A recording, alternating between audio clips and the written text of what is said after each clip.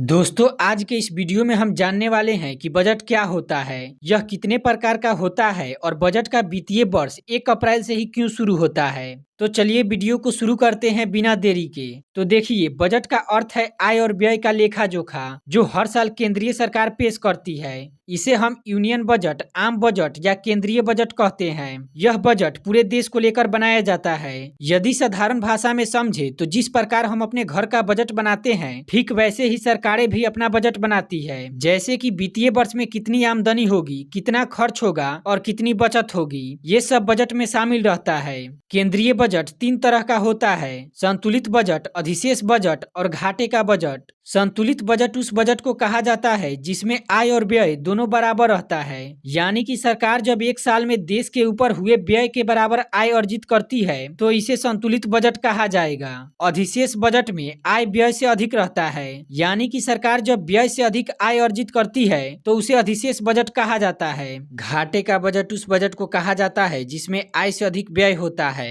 यह घाटा तब होता है जब सरकारें अपने खर्चों को पूरा करने के लिए उधार लेती है। चलिए अब जानते हैं कि बजट का वित्तीय वर्ष 1 अप्रैल से ही क्यों शुरू होता है, 1 जनवरी या 1 फरवरी से क्यों नहीं। तो देखिए, इसके पीछे कई कारण हैं। पहला कारण खेती से जुड़ा हुआ है। जैसे कि हम सब जानते ही हैं कि भारत में वित्तीय वर्ष की शुरुआत 1 अप्रैल को होती है और यह अगले साल 31 मार्च को समाप्त होता है। यह एक ऐसा शेड्यूल है जो आमतौर पर देश के ज्यादातर हिस्सों में फसल चक्र से मैच करता है। चूंकि भारतीय अर्थव्यवस्था में खेती का अहम योगदान है और ऐतिहासिक रूप से भारत कृषि प्रधान देश रहा है, जून से सितंबर तक भारत में मानसून रहता है जिसका खेती में अहम योगदान रहता है। किसान आमतौर पर जून जुलाई में फसल बोते हैं और अक्टूबर मार्च में इनकी कटाई होती है। ऐसे में इस शेड्यूल के हिसाब से काम करने पर सरकार को कृषि क्षेत्र के लिए योजनाएं तैयार करने में आसानी होती है। जैसे कि अनुमानित फसल के उत्पादन के आधार पर सरकार आने वाले साल के लिए खेती की नीतियां और सब्सिडी घोषित कर सकती है, उत्पन्न अनाज की देखरेख और भंडारण कर सकती है। चूंकि किसानों और खेती से जुड़े व्यापार में इसी अंतराल में लाभ होता है, इसीलिए फसल उत्पादन के अनुमान के आधार पर वे फैसले ले सकते हैं और लागत की योजना बना सकते हैं। दूसरा कारण है सांस्कृतिक एकता को बढ़ावा देना। भारत में वित्तीय वर्ष की शुरुआत बैसाखी या लूनर न्यू ईयर यानी कि हिंदू नव वर्ष से भी मेल खाता है। यह समय अप्रैल से मार्च के वित्तीय शेड्यूल का व्याख्या करता है। इसलिए कुछ विशेषज्ञों का मानना है कि इन तारीखों को चुनते हुए भारत सरकार ने इन सभी सांस्कृतिक परंपराओं को ध्यान में रखा होगा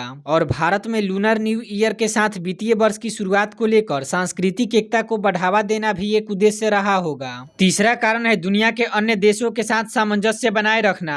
भारत में 1 अप्रैल से वित्तीय वर्ष की शुरुआत का कारण देश की आर्थिक गतिविधियों को वैश्विक स्तर के साथ रखना हो सकता है, क्योंकि भारत अप्रैल से मार्च तक वित्त वर्ष का जो कैलेंडर अपनाता है, इसके प्रमुख व्यापारिक भागीदार कनाडा, यूके, न्यूजीलैंड और हांगकांग में भी इसी का पालन किया जाता है।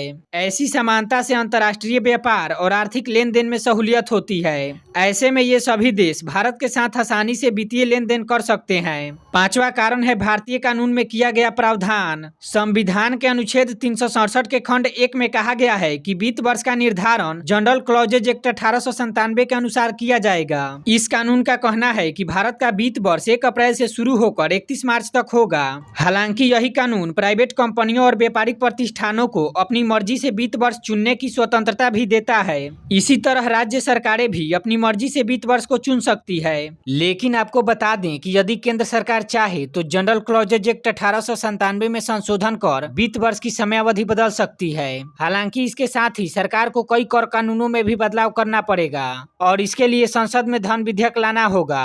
आई होप आपको समझ में आ गया होगा कि बजट क्या होता है और बजट का वित्त वर्ष 1 अप्रैल से ही क्यों शुरू होता है।